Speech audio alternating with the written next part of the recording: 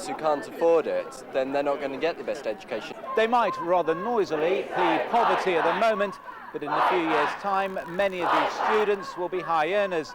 The government says it's only right that they should be asked to pay back part of the costs of their education. For now, students pay £1,100 a year tuition fees.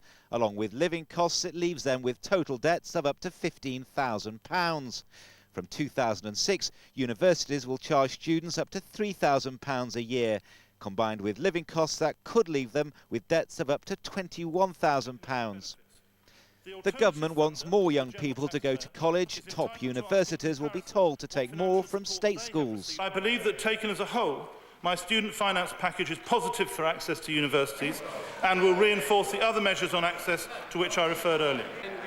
But the Tories say it's a broken Labour promise.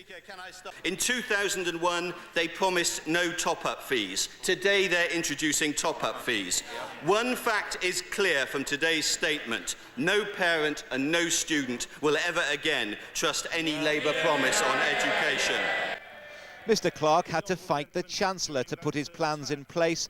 We watched with another critic, Will Straw, son of the Foreign Secretary and leader of students at Oxford. He says elite universities will charge the most and exclude the poorest. You charge more for a good course, you're going to get only people who can afford to go there going to it.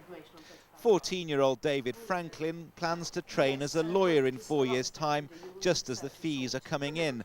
His family say it's they who'll end up paying.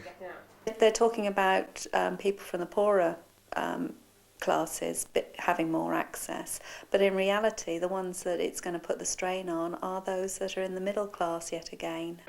And that's what frightens the government, not the students who protest, but the parents who say they already pay too much. John Ray, ITV News, Oxford. Live now to our political editor in Downing Street.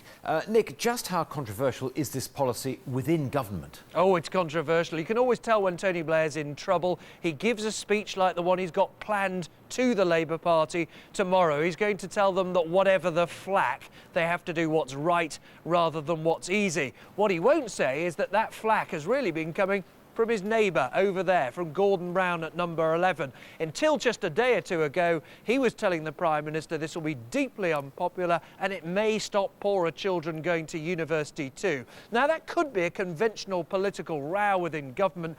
Add to it, though, personal ambition, not a little animosity between members of the Cabinet and political fear, and you've got a pretty heady brew, John.